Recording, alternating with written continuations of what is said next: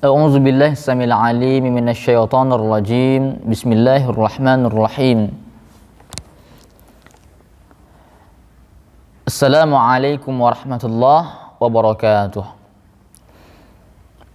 Innal hamdalillah nahmaduhu wa nasta'inuhu wa nastaghfiruh wa na'udzu billahi min sururi anfusina wa min sayyiati a'malina. May yahdihillahu fala mudilla lahu wa may yudlilhu fala hadiyalah. Asyhadu an la ilaha illallah wa asyhadu anna Muhammadan abduhu wa rasuluh la nabiyya ba'dah. Allahumma shalli ala sayyidina Muhammad wa ala ali sayyidina Muhammad. Qala Allah Ta'ala fil Qur'anil Karim, a'udzu billahi samil alim minasyaitonir rajim. Bismillahirrahmanirrahim. Ya ayyuhalladzina amanu taqullaha haqqa tuqatih wa la tamutunna illa wa antum muslimun. Wa qala aidan fi ayatil ukhra, Bismillahirrahmanirrahim. Inna a'tainakal kautsar fasalli li rabbika wanhar inna syani'aka huwal abtar. Shadaqallahul azim wa shadaqal rasul nabiyil karim.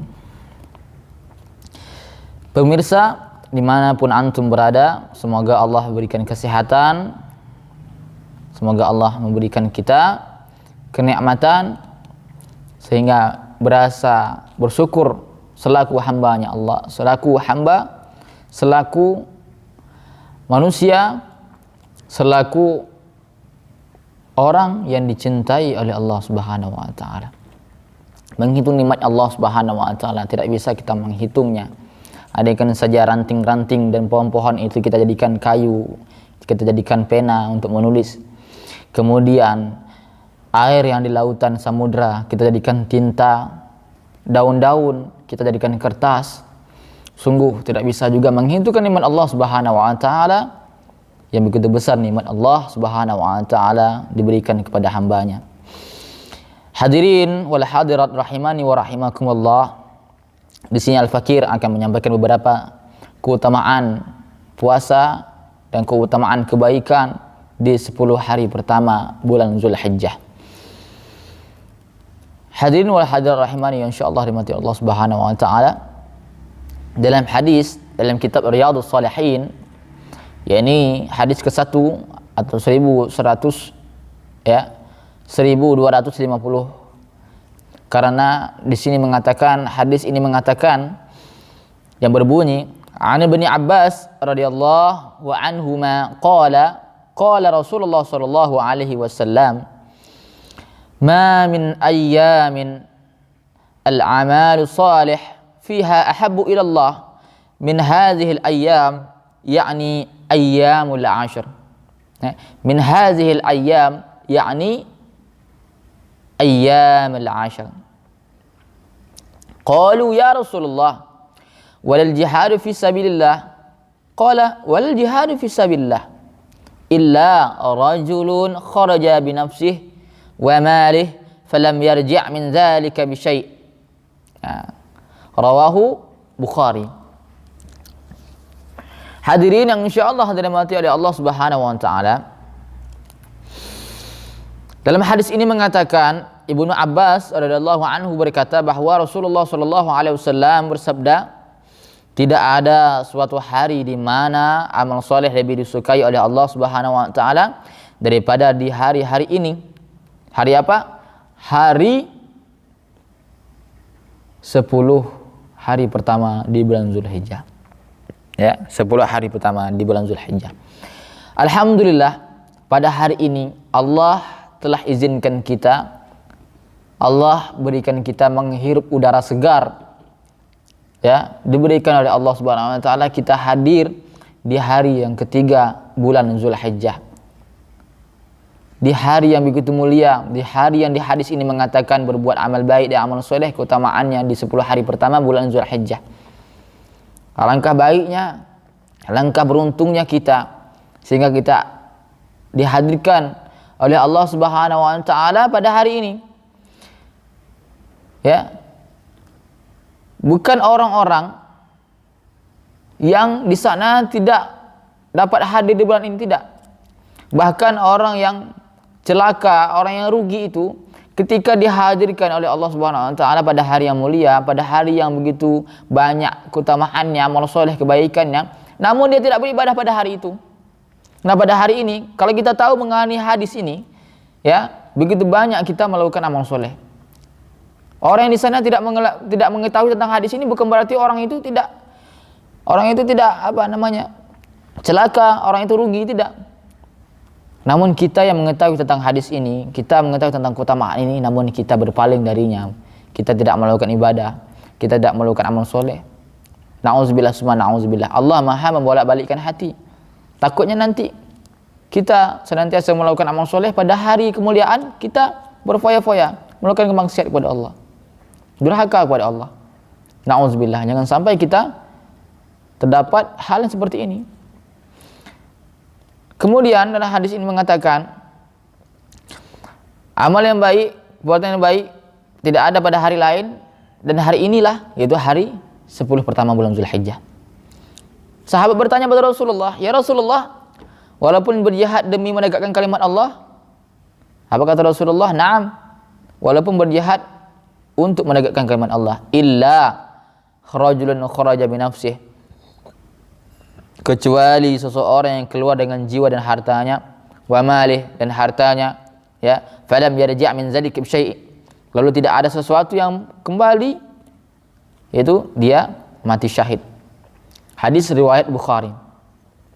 Pelajaran tentang hadis ini, perbuatan baik di 10 hari pertama bulan Zulhijjah lebih baik daripada hari-hari yang lain, ya, lebih baik pada hari-hari yang lain, karena hari-hari itu adalah hari-hari mulia di mana ibadah haji dilaksanakan.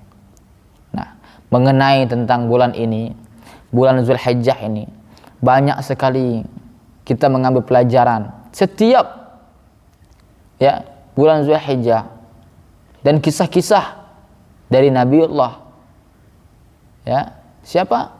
Nabi Ibrahim alaihissalatu wassalam. Sepanjang masa kisah ini tidak akan pernah hilang di telinga kita, tidak akan pernah hilang di benak kita. Setiap tahun diceritakan, setiap bulan Zulhijjah diceritakan. Siapa Nabi Ibrahim? Nabi Ibrahim alaihissalatu wassalam seorang yang begitu dekat dengan Allah Subhanahu wa taala. Bahkan dikatakan Khalilullah, kekasih Allah. Ya, Nabi Ibrahim. Nabi Ibrahim menikah dengan Siti Hajar. Padahal Nabi Ibrahim sudah lanjut usia. Menikah dengan Siti Hajar. Sudah lama tidak sekali mendapatkan anak. Lama sekali. Padahal nikah pertama tidak mendapatkan anak pada istri pertama. Menikah dengan Siti Hajar. Ya. Sayyidah Siti Hajar, alhamdulillah mendapatkan anak walaupun sudah lama sekali tidak mendapatkan anak. Allah kasih rezeki. Siapa yang tidak gembira? Kita sendiri, kita semuanya yang sudah lama tidak mendapatkan anak, namun Allah kasih anak, gembira sekali.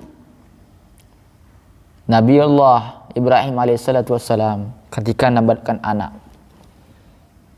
pada saat itu anak yang pertama, dan pada saat itulah Allah uji Nabi Ibrahim alaihissalatu wassalam.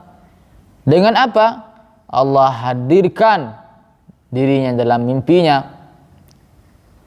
Namun kata Allah, "Wahai Ibrahim, aku perintahkan kamu untuk menyembelih, dan kamu menyembelihkan anakmu Ismail alaihissalatu wassalam." Seorang bapak, seorang orang tua, siapa yang tidak sedih mendengar ini? Dia tahu ini perintah Allah Subhanahu wa taala. Orang beriman, Nabi Ibrahim yang sangat beriman kepada Allah Subhanahu wa taala, dia tahu ini perintah Allah Subhanahu wa taala, namun dengan hati yang lain dia berat sekali. Karena anak ini anak satu-satunya yang sudah lama dia tidak menunggu anak, yang sudah lama menunggukan anak ini, namun akhirnya Allah kasih. Ketika sudah hadir di dunia, Allah perintahkan untuk menyembelihnya.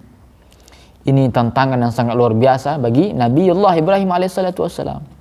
Namun seorang hamba yang beriman, seorang hamba yang saleh, Nabi Ibrahim dengan hati yang berat, pada esoknya dia melaporkan kepada anaknya, "Wahai ya bunayya, wahai anakku, ra'aitu fil manam, aku bermimpi bahwa Allah Subhanahu wa taala memerintahkan aku agar aku menyembelihkanmu.